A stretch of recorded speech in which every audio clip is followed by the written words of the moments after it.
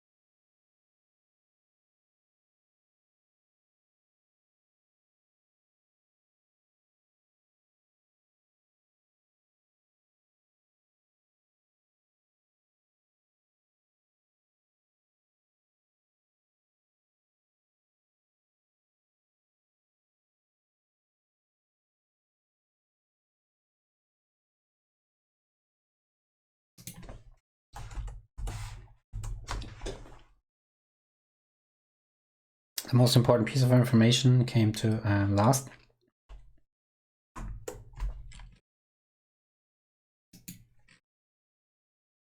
And that's peer group benchmarking ships early next year. So that's the most important information nearly. And I think this should be at the top. All right. So let's turn on the music again and let's discuss quickly what we've learned.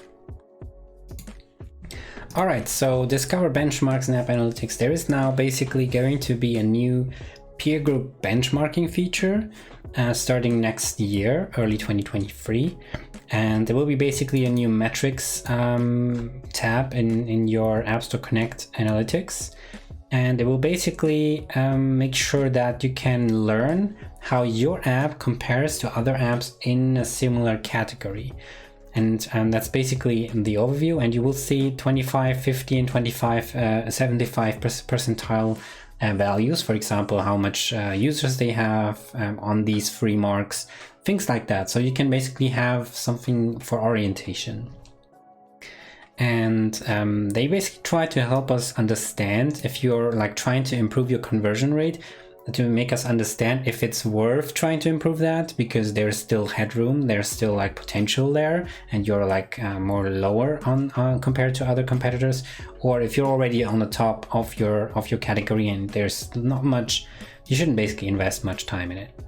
And the metrics we get are basically the conversion rate as like those are the comparable metrics. The conversion rate you'll be able to compare. Then the retention on day 1, 7, and 28 you'll be able to compare. You can also compare the crash rate of your app and the average proceeds per paying user. So that's the metrics we can compare. And they try to group these into acquisition, usage, and monetization. So that's basically how they put the 3 different levels. And they went on to say basically everything is privacy safe, and that's basically they're even using differential privacy here. I'm not going to talk about that, but if you want to take action again on these 3 parts, acquisition, usage, and monetization, you'll be able to basically use features that are already there. They're just grouping them. You can use product page optimization for acquisition and custom product pages. For the usage part, you can use in-app events and app clips. And for monetization, you can play around with pricing tiers and provide promoted in-app purchases. That's basically how they summarized it. But this part is already there. It's just how you can act. So we know how to use these metrics.